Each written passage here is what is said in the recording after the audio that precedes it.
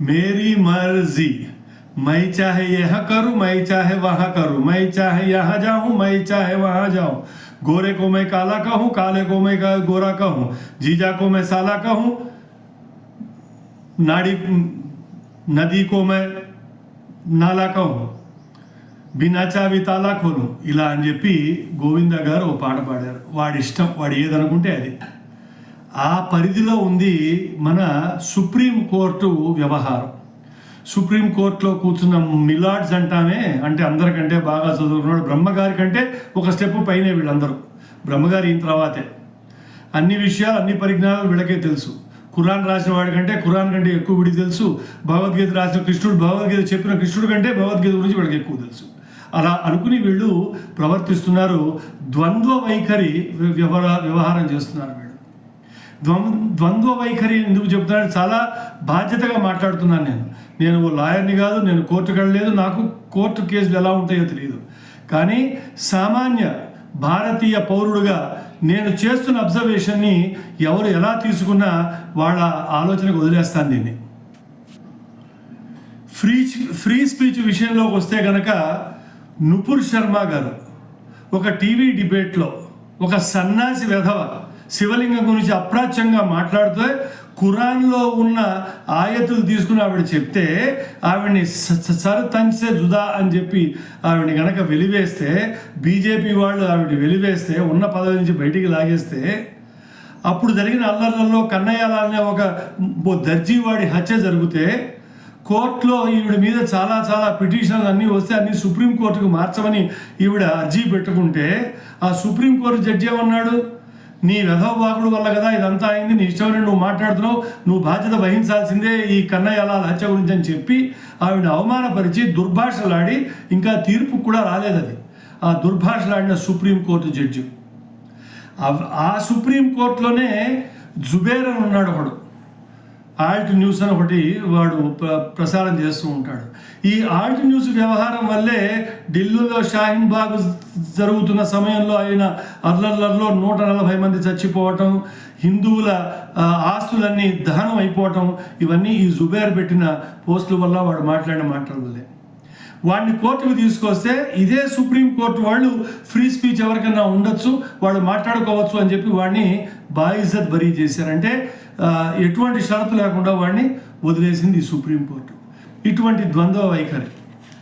అలాగే 2013లో మన్మోహన్ సింగ్ గారు వక్ఫ్ బోర్డు మీద కొన్ని సవరణలు, వక్ఫ్ బిల్లు మీద కొన్ని సవరణలు చేస్తూ వాళ్ళకి ఇంకా అధికంగా పవర్లు ఇస్తే ఈ పవర్లు ఎందుకు ఇచ్చారు అని చెప్పి చాలా హైకోర్టులలో పిటిషన్లు వేశారు. అందులో ఒకడు సంజయ్ దీక్షిత్ గారు వెళ్ళి హైకోర్టులో పిటిషన్ దాఖలు చేస్తే ఇలా ఈ ఫలానా అమెండ్మెంట్ చేయవాలి దీన్ని, లేకపోతే వాళ్ళకి ఎక్కువ అధికారాలు వస్తాయంటే హైకోర్టు జడ్జి వీడిని కోప్పడి పార్లమెంట్లో చేసిన సవరణల్ని నువ్వు ఛాలెంజ్ చేయగలుగుతావా, నువ్వు ఛాలెంజ్ చేస్తావా, నీకేదో దురుద్దేశం ఉన్నది, రాజకీయ దురుద్దేశం నీకున్నది, నీ మీద 5 లక్షలు ఫైన్ వేస్తున్నానంటే ఆయన పాపం భయపడిపోయి దాన్ని విత్డ్రా చేసిన వెనక్కి వెళ్ళిపోయాడు. మరి అదే పార్లమెంట్లో చేసిన బిల్లు, వక్ఫ్ బిల్లు ఆమోదం కదా, ఆ బిల్లుని మరి వెంటనే తగుదమ్మా అనుకుంటూ వెంటనే ఎలా తీసుకున్నారు చర్చకి. ఇదే సుప్రీంకోర్టులో 2013లో దయానంద్ సరస్వతి గారు దక్షిణాదిగా రాజ్యాలన్నీ గుళ్ళని కొల్లగొడుతున్నాయి, గుళ్ళ మీద ఆధిపత్యం తీసుకుంటున్నాయి, వాడిని దుర్వినియోగం చేస్తున్నాయని సుప్రీంకోర్టుకి వెళ్తే 2013 ఇవాళ 2025 12 ఏళ్ల పాటు దాని గురించి పట్టించుకోకుండా ఈ హైకోర్టుకి ఆ హైకోర్టుకి పంపించేసి అక్కడ చూడండి దాని తర్వాత మేము చూస్తామని చెప్పి వాడు ఇవాళ దాకా దాని విచారణ రాలేదే. మరి పార్లమెంట్లో పాస్ అయిన వక్ఫ్ ఆమోదమైన బిల్లుని తీసుకొచ్చి 12 నిమిషాల వాళ్ళు అర్జీ పెట్టిన 12 నిమిషాల్లో దానికి చర్చాగోష్ఠి నువ్వు మొదలెడతావా? ఇది ద్వంద్వ వైఖరి కాదా? యూపీలో ఎక్కడో కుస్తీ పోటీలు జరుగుతుంటే ఒక జీపు కింద 2-3 చచ్చిపోతే ఆ చచ్చిపోయిన యాక్సిడెంట్ కోసం సువోమోటో కేసు పెట్టి దాన్ని సుప్రీంకోర్టుకు పిలిచి ఎంపీ గారి కొడుకుని తీసుకెళ్ళి అరెస్ట్ చేసేందుకు నువ్వు అన్ని సన్నాహాలు చేసావు కదా సువోమోటో తీసుకుని. మాల్దాలో జరిగిన అల్లర్లు, కలకత్తాలో ఎలక్షన్స్ అయిన తర్వాత జరిగిన అల్లర్లు, ఇప్పుడు ముర్షిదాబాద్లో ఊచకొతలకు వస్తున్నారు హిందువుల్ని. ఈ అల్లర్లో మారణ హోమం జరుగుతూ ఉంటే సువోమోటో తీసుకోవాలని గుర్తుకు రావట్లేదా? అంటే ఒక శాంతి దూతలు, ఒక ముస్లిం అనిపించుకునేవాడికి ఏదన్నా అవుతే సుప్రీంకోర్టు ముందుకు వస్తుంది, హిందువులు ఏ చావన్నా చావండి అని చెప్పి నువ్వు ఇలా వ్యవహరిస్తావా? ముర్షిదాబాద్లో అవుతున్న అల్లర్లకి సువమోటో ఏది నువ్వు తీసుకుంది కేసు? మరి సుప్రీంకోర్టుకి ఇదేమీ పట్టదా? సామాన్య మానవుడిని నాకు ఇంత బాధ వేస్తుంటే మరి ప్రజల చేత ఎన్నుకోబడ్డ వాళ్ళు, ప్రజల కోసం పరిపాలించిన వాళ్ళు ఎంత బాధపడతారు? మరి సుప్రీంకోర్టుకి ఇవన్నీ ఆలోచనలు రావా? 1995 వక్ఫ్ బిల్లు సవరణలు, 2013 వక్ఫ్ బిల్లు సవరణలు అందరూ హైకోర్టులో వేస్తుంటే చాలామంది హైకోర్టులో వేస్తున్నారండి అని చెప్పి అశ్విని ఉపాధ్యాయ అని ఒక సుప్రీంకోర్టు లాయర్ గారు ఇవన్నీ తీసుకెళ్ళి సుప్రీంకోర్టుకి ఇచ్చారు. అయ్యా ఇవన్నీ ఇక్కడ చూడండి సార్, ఇవన్నీ చాలా దుర్వినియోగాలు జరుగుతున్నాయి, దేశం భ్రష్టు పట్టిపోతోంది, ఈ వక్ఫ్ సంస్కరణ చేయకపోతే కనుక భారతదేశం మొత్తం మాదంటారు వాళ్ళు అని చెప్పి వాపోతూ సుప్రీంకోర్టు దగ్గరికి వెళ్తే సుప్రీంకోర్టు ఏమందంటే, ఏదన్నా ఓ హైకోర్టు నుంచి రండి, హైకోర్టు వాళ్ళు తీర్పిస్తే ఆ తీర్పును చూసి మేము తదుపరి కార్యక్రమంలోకి ముందుకు వెళ్తామని చెప్పిన ఇదే సుప్రీంకోర్టు ఇవాళ పార్లమెంట్లో సంస్కరణ చేసుకుని 830 మంది రాజ్యసభ మెంబర్లు, లోక్సభ మెంబర్లు, మెంబర్ ఆఫ్ పార్లమెంట్స్ అందరి చేత తీర్మానం చేసుకున్న దాన్ని తగుదనమ్మా అనుకుంటూ బ్రహ్మగారి కంటే ఎక్కువ, పార్లమెంట్ కంటే నేను ఎక్కువ, సూపర్ పార్లమెంట్ అని చెప్పి వాళ్ళు తీసుకుంటున్నారే, ఇది ప్రజల్లో ఆక్రోశం తేదా? మీకు ఆ పార్టీ అర్థం కావట్లేదా ప్రజలు ఏమనుకుంటున్నారని? దీనికి తోడు ఒక తెర. ఆ తెర ఏమిటి? మేము ఎన్నుకున్న వాళ్ళు, మా చేత ఎన్నుకున్న వాళ్ళు, మా పిల్లలు, మా మనవాళ్ళు, మా మునిమనవాళ్ళే జడ్జిలు అవుతారని చెప్పి మీరు తీసుకున్న ఒక లెగసీ ప్రపంచంలో ఎక్కడా లేదు అటువంటి లెగసీ.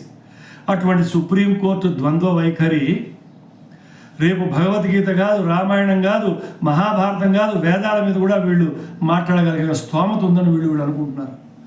వేదాల్లో సంస్కృతం రాని వాళ్ళు ఒక్క జడ్జిని చెప్పండి సంస్కృతం వచ్చండి మేము చదివామని, అయినా కూడా వాటి మీద పాలన ఇచ్చేందుకు వాళ్ళు తగుదనమ్మా అంటూ ముందుకు వస్తారు. ఇవే జడ్జిలు అయ్యప్ప కేసులో ఆడవాళ్ళు శబరిమల వెళ్ళకూడదు అన్న కేసులో అక్కడ మళ్ళా లింగ భేదం ఉండకూడదని చెప్పి ఒక జడ్జిమెంట్. అదే హజ్ అలీ హజ్ బొంబాయిలో ఉంటుంది, అక్కడికి మాత్రం ఆడవాళ్ళని ప్రవేశపెట్టకూడదని చెప్పి వాళ్ళకు ఉత్తర్వు. ఇటువంటి ద్వంద్వ వైఖరులు చేస్తూ ఉంటే దేశాన్ని మనం ఎలా భరిస్తాం? కాబట్టి నా ఒక్క విన్నపం ఏమిటంటే, సుప్రీంకోర్టు జడ్జిల్ని నియామకం చేయటము, వాళ్ళ చేత ప్రమాణ స్వీకారం చేయించడం ప్రెసిడెంట్ కదా, ఆ ప్రెసిడెంట్కే ఇవాళ ఆవిడ లిమిట్స్ ఆవిడకు చూపించేంత సుప్రీంకోర్టు ఎదిగిపోయింది అంటే మరి దానికి కట్ట వేయాల్సిన పరిస్థితి సుప్రీంకోర్టు బలానికి ఆనకట్ట వేయాల్సిన బాధ్యత పార్లమెంటుకిను ప్రెసిడెంట్ గారికి లేదా? నా విన్నపం వల్ల ప్రెసిడెంట్ గారు ఇవన్నీ చూస్తూ మీకు గవర్నర్లకి మీరు ఏదైతే రాజ్యాంగాన్ని సంరక్షించేందుకు మీరుంటే మీ మీదే వాళ్ళు కనుక ఉత్తర్వులు జారీ చేస్తుంటే ఇది ప్రజల్ని అధిగమించి, గవర్నమెంట్ని అధిగమించి, పార్లమెంట్ని అధిగమించి, ప్రెసిడెంట్ కూడా అధిగమిస్తే వీళ్ళు భారతదేశం కంటే ఎక్కువైపోతారా వీళ్ళు? అంటే విష్ణుమూర్తి తర్వాత వీళ్ళేనా, లేదా విష్ణుమూర్తి పైన వీళ్ళ? కాబట్టి మిత్రులారా ఆలోచించండి. రెండో దర్జా కూడా కాదు మనం. రంగనాథన్ గారు చెప్పినట్టుగా Hindus are 8th grade citizens of this country. మనకి వ్యతిరేకంగా సుప్రీంకోర్టుగా ముందడుగు వేస్తోందన్న విషయం మీరు గుర్తుంచుకోండి. ఇది నా ఆవేదన. దీని నుంచి ఏదైనా పరిష్కార మార్గం వస్తుందా అనుకుంటే ప్రధానమంత్రిను మన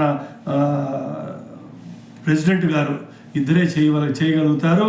వాళ్ళని చేయమని విన్నవించుకుంటూ, ఈ శీర్షికను కనుక మీరు మొదటిసారి వింటున్నట్టయితే సత్యభాషానికి దయచేసి సబ్స్క్రైబ్ చేయండి, ఈ వీడియోని లైక్ చేయండి, షేర్ చేయండి.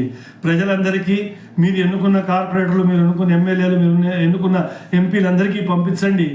జడ్జిలు ఈ దేశాన్ని పరిపాలించకూడదు, రాజ్యాంగం పరిపాలించాలి, పార్లమెంట్ పరిపాలించాలి. వచ్చే శీర్షిక వరకు ఉంటాను. మరి రాంబాబు చెరువు, హైదరాబాద్.